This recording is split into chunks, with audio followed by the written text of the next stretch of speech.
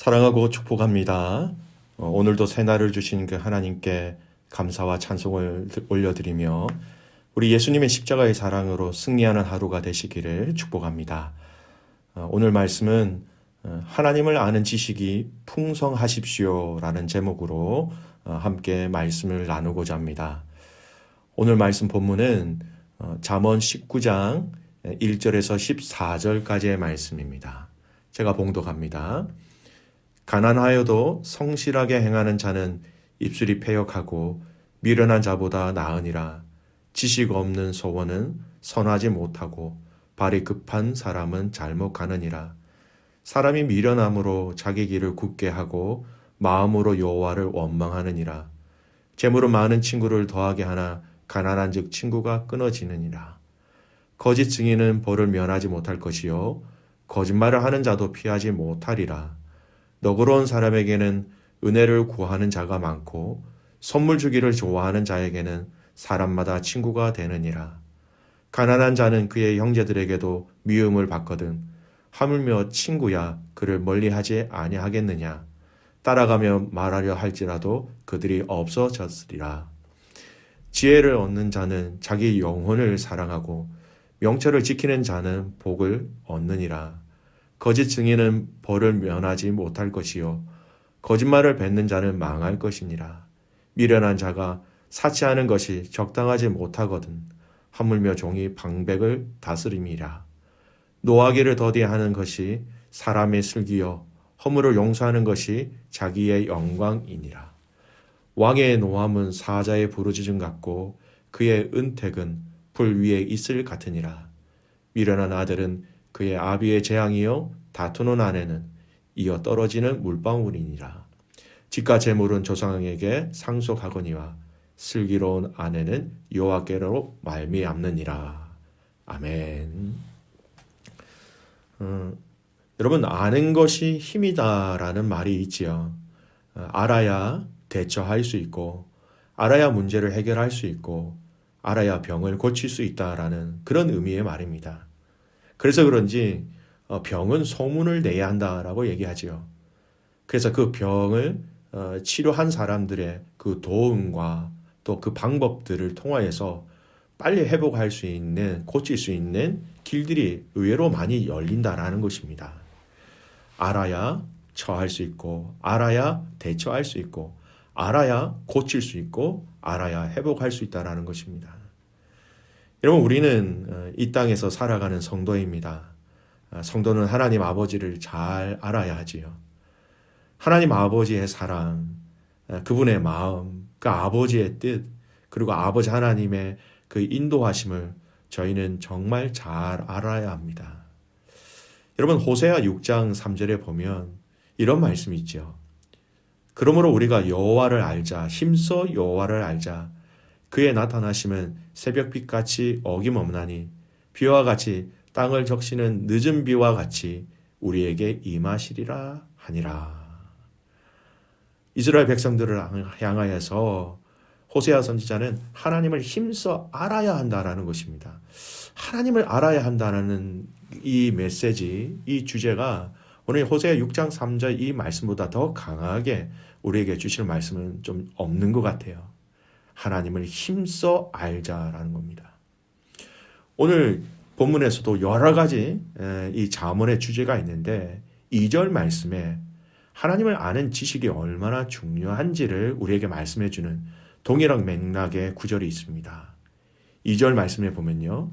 지식 없는 소원은 선하지 못하고 발이 급한 사람은 잘못 가느니라. 여기서 소원이다라는 이 말은요. 본래 인생, 영혼을 뜻하는 말로서 곧 지식이 없는 인생은 선을 행할 수 없다라는 의미입니다. 여러분 또 여기서 지식이라는 말은요. 영혼과 관련되어 사용되어졌으므로 사람의 영혼을 바른 길로 이끄는 하나님의 말씀이다라고 얘기할 수 있습니다. 여러분 결국 이 말씀은요. 하나님의 말씀, 하나님이 인도하심이 없는 소원은 나의 소원이 되고 인간적인 소원이 되고 그 인간적인 소원은 결코 선한 길로 우리를 인도할 수 없다라는 말입니다. 여러분 또 후반절에 보면 발이 급하다라는 말은요. 성급하고 경박한 어떤 그런 성정을 뜻하는 말로 이런 성급하다라는 말뿐만 아니라 말씀에 대한 깊은 고민과 자기 자신에 대한 성찰이 없이 아무렇게나 행동하는 것을 포함하고 있는 말이기도 하지요.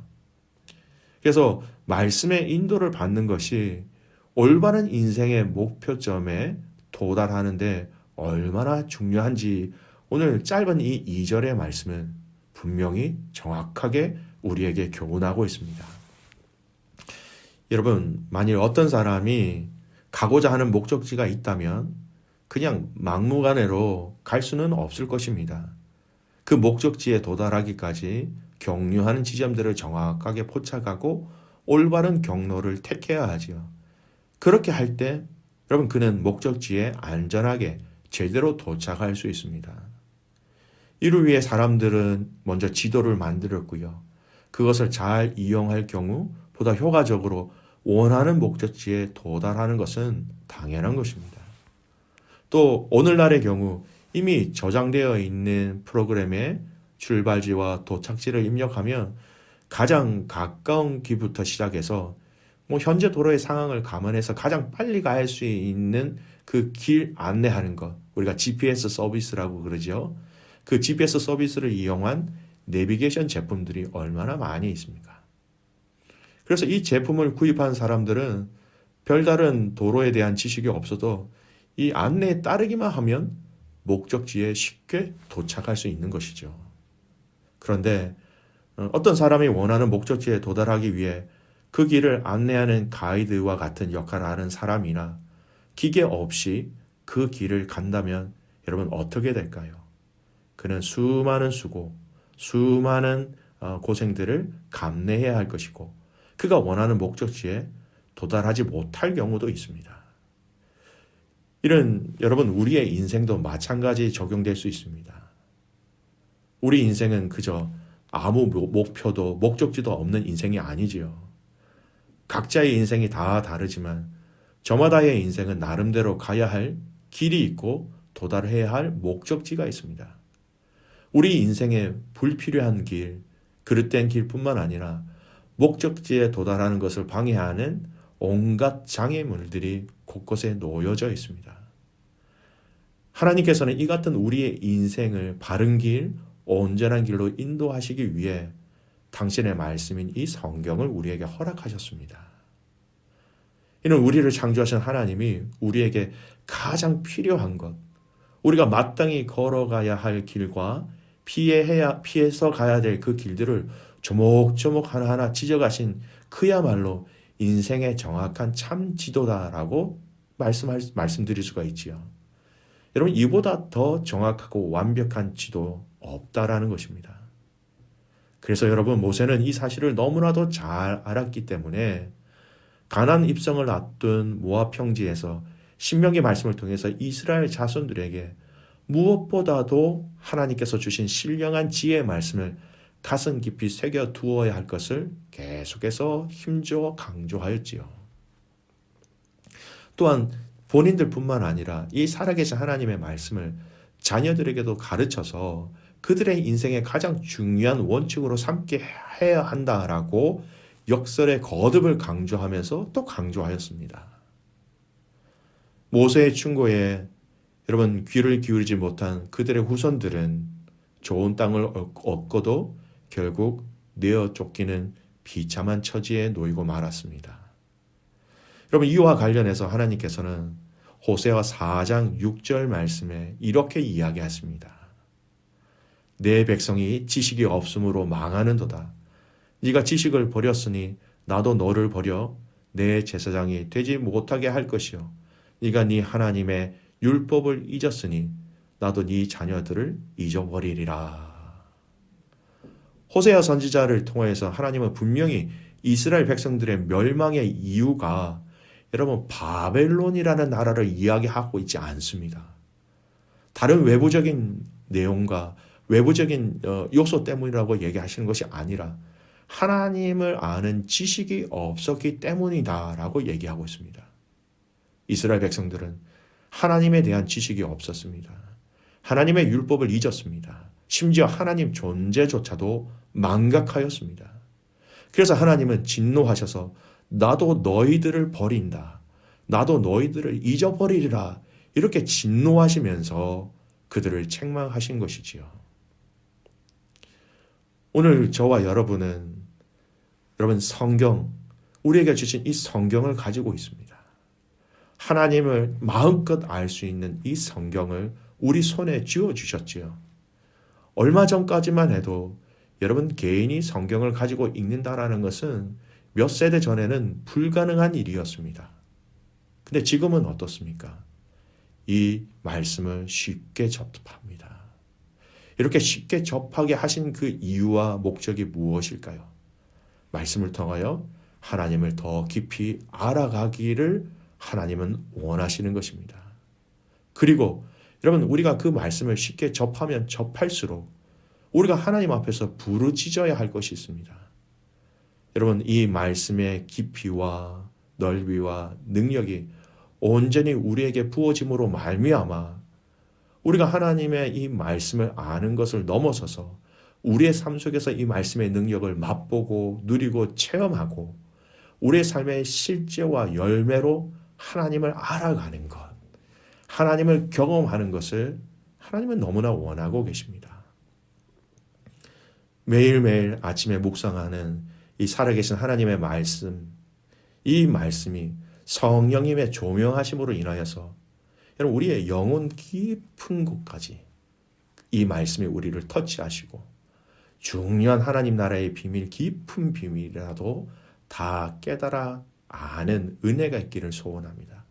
그래서 모든 영적인 것이 우리의 삶 속에서 어떻게 연결되어져 있는 것이 보여지는 지혜가 있기를 소원합니다. 사랑하는 믿음의 가족 여러분, 우리의 인생이 잘못된 길에 빠져 결국 멸망에 이르지 않기를 소원합니다. 그러려면 참된 지식, 하나님의 말씀을 알아야 합니다. 이 말씀에 근거하여 가야 할 길과 가지 말아야 할 길을 점검하지 않으면 여러분 우리는 우리 스스로 그 길을 걸어간다면 그릇된 길로 치우칠 수밖에 없는 것입니다. 올바른 지식이 우리를 통제하고 인도하게 될 때에 우리는 올바른 길을 걸어 올바른 인생의 종착지에 이르게 되는 것이지요. 사랑하는 귀한 믿음의 가족 여러분, 시편 119편 105편 말씀은 이렇게 얘기합니다. 주의 말씀은 내 발의 등이요 내 길의 빛이니이다. 하나님을 아는 지식이 풍성하시기를 바랍니다. 그 풍성함 속에 여러분 깊이가 있기를 원합니다. 그리고 그 깊이 속에 하나님의 능력을 체험하시기를 바랍니다. 그 지식 속에 또한 생명을 맛보는 가족들이 되시길 소원합니다. 그래서 우리가 하나님을 아는 그 지식의 풍성함이, 그 풍성함이 우리의 머릿속에서만 그치는 것이 아니라 우리의 말과 손과 우리의 모든 삶의 영역들까지 그 하나님을 아는 지식으로 우리가 살아가고 살아내며 사랑을 나누며 우리의 그리스도의 향기를 많은 사람들에게 나누어주는 그런 축복의 가족들 되시기를 주님의 이름으로 축복합니다. 아멘. 기도하겠습니다.